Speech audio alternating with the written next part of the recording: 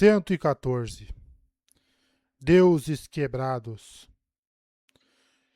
Eles não deveriam ser rejeitados, mas guiados a fim de alcançar seu potencial, suas paixões finais.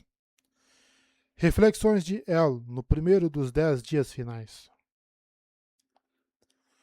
Helen caminhou com Venli e seus novos amigos, Dul, Mazish e os outros que Venli havia recrutado, até o sacro portal, onde Kaladin esperava para transferi-los para as planícies quebradas. Helen estava estupefato, mesmo que já houvesse se passado um dia inteiro desde sua revelação, desde que falara suas primeiras palavras como sentinela da verdade.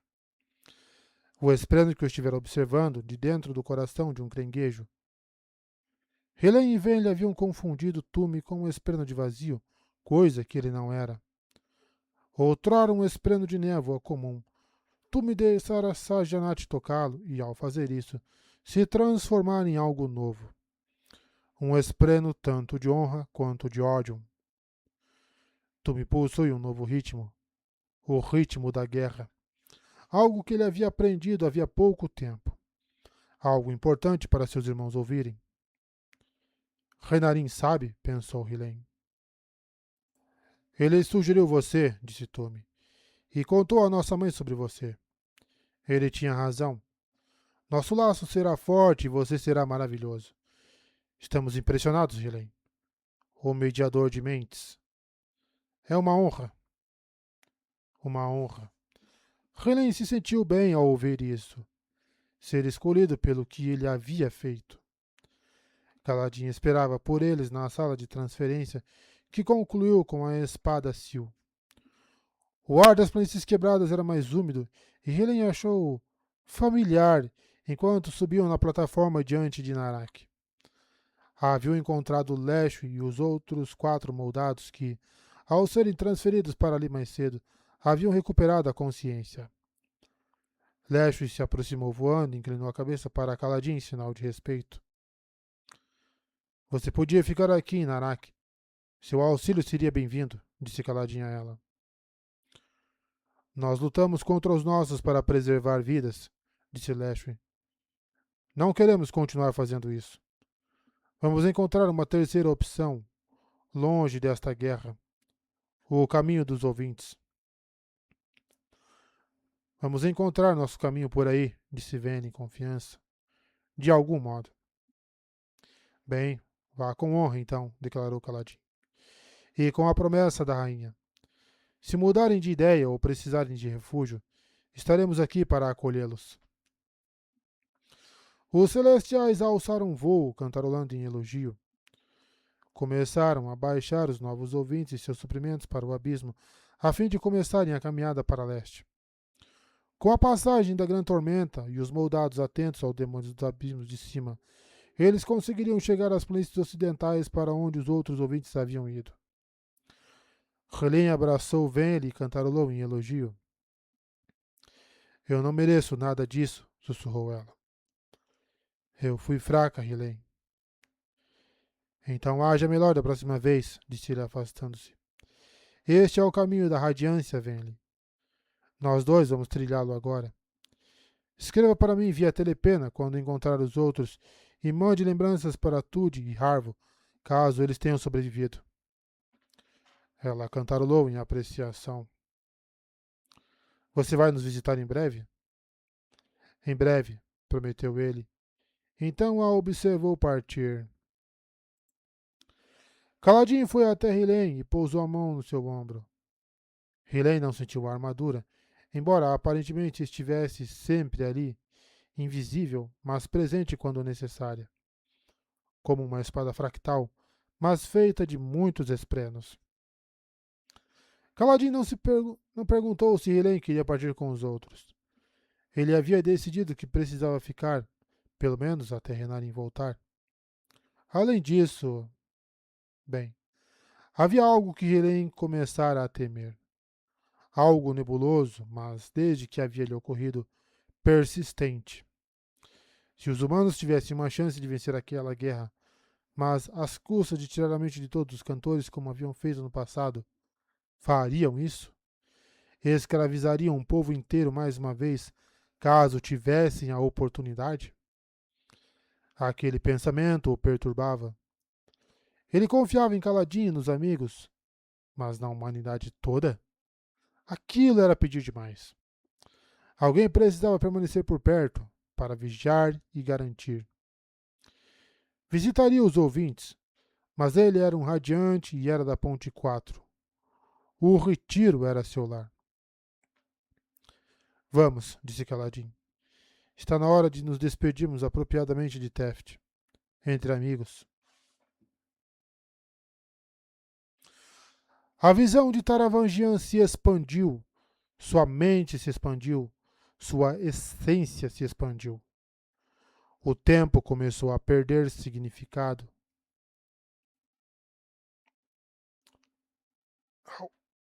Quanto tempo estivera assim? Ele havia se transformado no poder e, com o poder, começou a compreender a Cosmer a um nível fundamental. Notou que seu predecessor caminhava rumo ao esquecimento havia muito, muito tempo. Enfraquecido pelas batalhas passadas e, mais tarde, profundamente ferido por honra, aquele ser estava sendo escravizado pelo poder. O fracasso em assumir o controle de Dalinar, então a perda da torre e do filho da tempestade o haviam deixado frágil, vulnerável. Mas o poder era tudo menos frágil. Era o poder da vida e da morte, da criação e da destruição. O poder dos deuses. No seu caso específico, o poder da emoção, da paixão e, mais profundamente, o poder da bruta e indomada fúria, do ódio libertado. Naquela nova identidade, Taravangian tinha dois lados. De um, havia seu conhecimento, ideias, compreensões, verdades e mentiras. Milhares e milhares de futuros possíveis se abriram diante dele. Milhões de potenciais, tão numerosos que até somente Divina Expandida ficou intimidada. Do outro lado, havia sua fúria. A fúria terrível como uma tempestade descontrolada que fervilhava e ardia dentro dele. Era tão avassaladora que mal podia controlá-la. Estava ciente do que havia deixado para trás no reino mortal. Suzette havia se levantado e embanhado o sangue da noite há muito tempo. Ao lado dele, o assassino encontrou um cadáver queimado, na maior parte devorado pelo ataque da espada. Aquele era Raze, o predecessor de Taravangian, mas Suzette não sabia disso.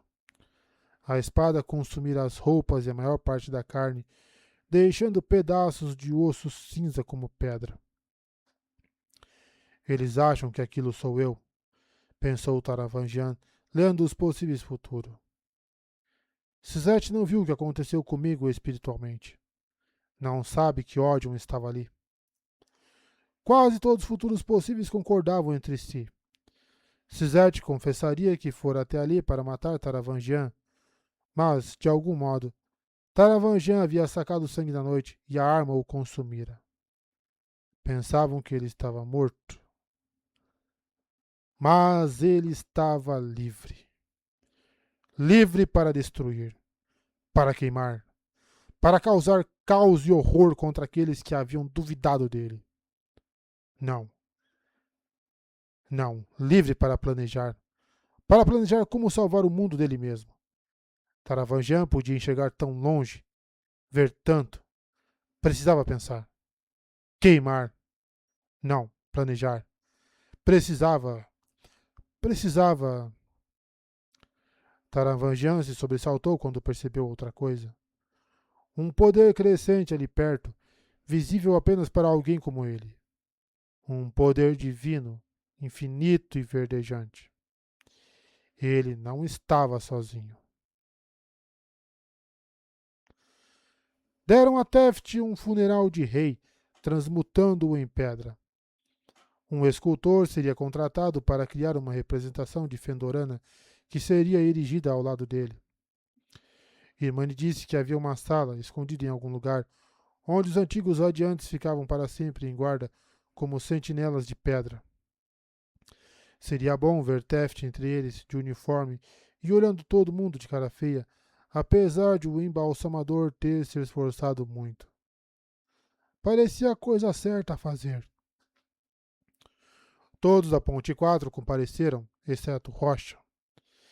Scar e Drerry haviam passado a notícia depois de voltar para as planícies quebradas. Parecia que Kaladin não voltaria a ver Rocha.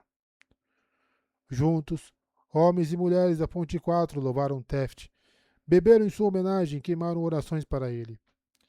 Depois disso, procuraram uma taverna para continuar celebrando de uma maneira que Taft teria adorado, mesmo que não se permitisse participar. Kaladin esperou conforme eles iam embora. Não paravam de perguntar como ele estava, naturalmente, preocupados com sua saúde, preocupados com a escuridão. Apreciava cada um deles por isso, mas não precisava daquele tipo de ajuda naquele dia. Estava mais ou menos bem. Ter uma boa noite de sono e descobrir que a paz fora restaurada à torre havia ajudado. Então ficou ali sentado, olhando para a estátua criada a partir do corpo de Taft. Os outros finalmente pareceram notar que ele precisava ficar sozinho. Então o deixaram. Sil pousou ao lado dele, em tamanho pleno, com o uniforme da Ponte 4. Ele pôde senti-la de modo tênue quando ela pousou a cabeça no seu ombro. A gente nunca vai parar de sentir falta dele, não é? Perguntou ela baixinho. Não. Mas está tudo bem. Contanto que nos lembremos dos momentos que tivemos. Não acredito que você está lidando com isso melhor do que eu. Você não disse que estava se recuperando?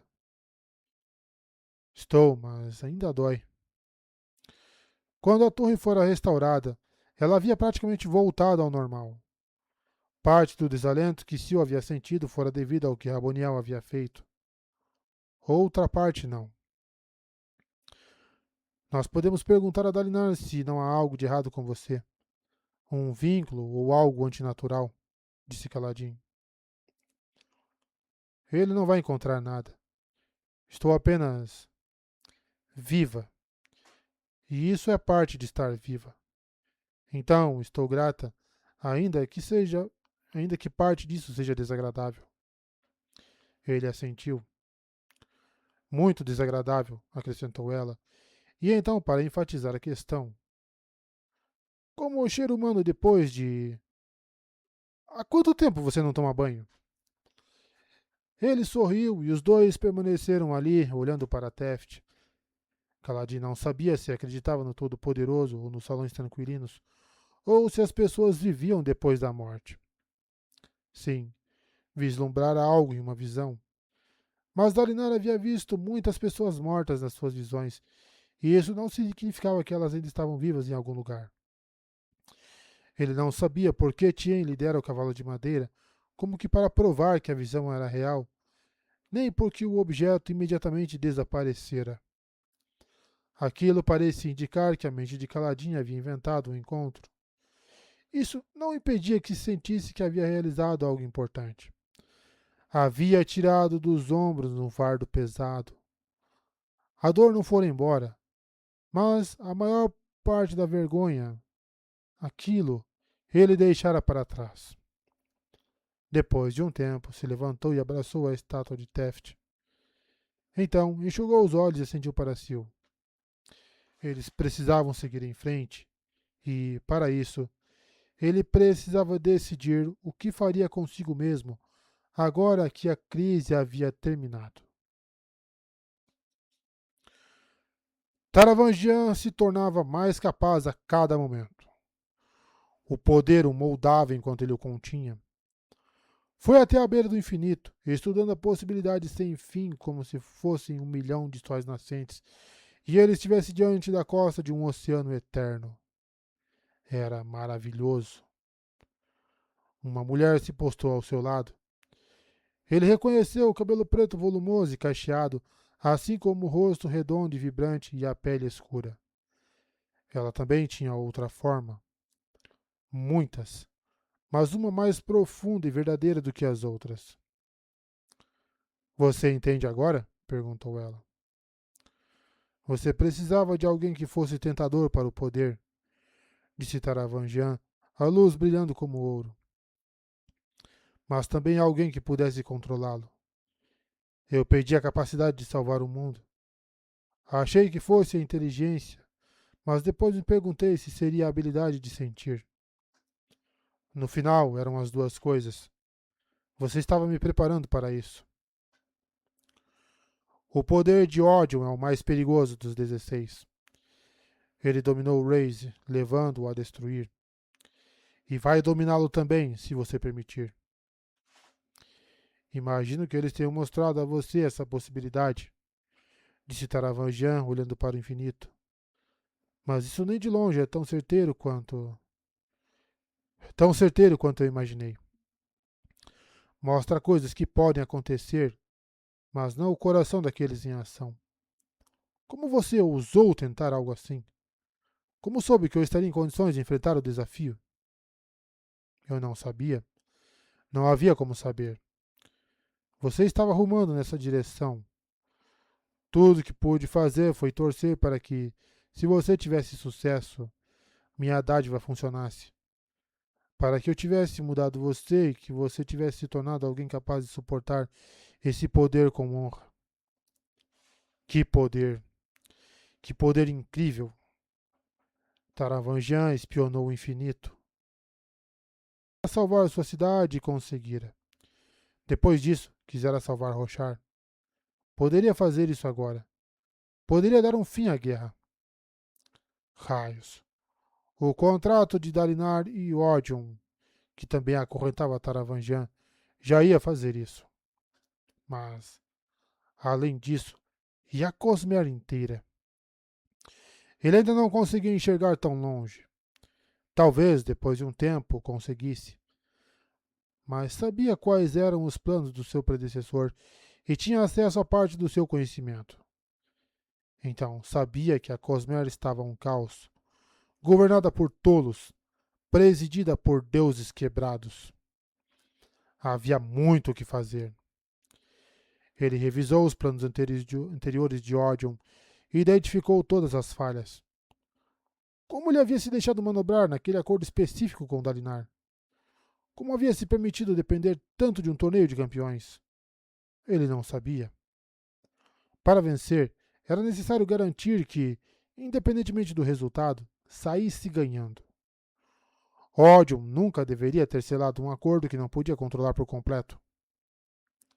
Ainda tem jeito, ponderou Taravangian ao ver as possibilidades, tão sutis que seu predecessor havia deixado passar. Sim. Dalinar se pôs em posição de falhar. Eu posso vencê-lo. Taravangian, disse Cultura, estendendo a mão para ele. Venha, deixe-me ensiná-lo sobre o que você recebeu. Entendo que o poder é avassalador, mas você pode controlá-lo. Pode fazer isso melhor do que Raze jamais fez. Ele sorriu e tomou a mão dela. Por dentro, exultava. Ah, criatura maravilhosa, pensou ele. Você não tem ideia do que fez. Taravangian estava finalmente livre das fragilidades do corpo e da posição que sempre o controlaram e definiram. Finalmente tinha liberdade para fazer o que desejava. E agora, Taravangian ia salvar todos eles. Absolutamente tentador.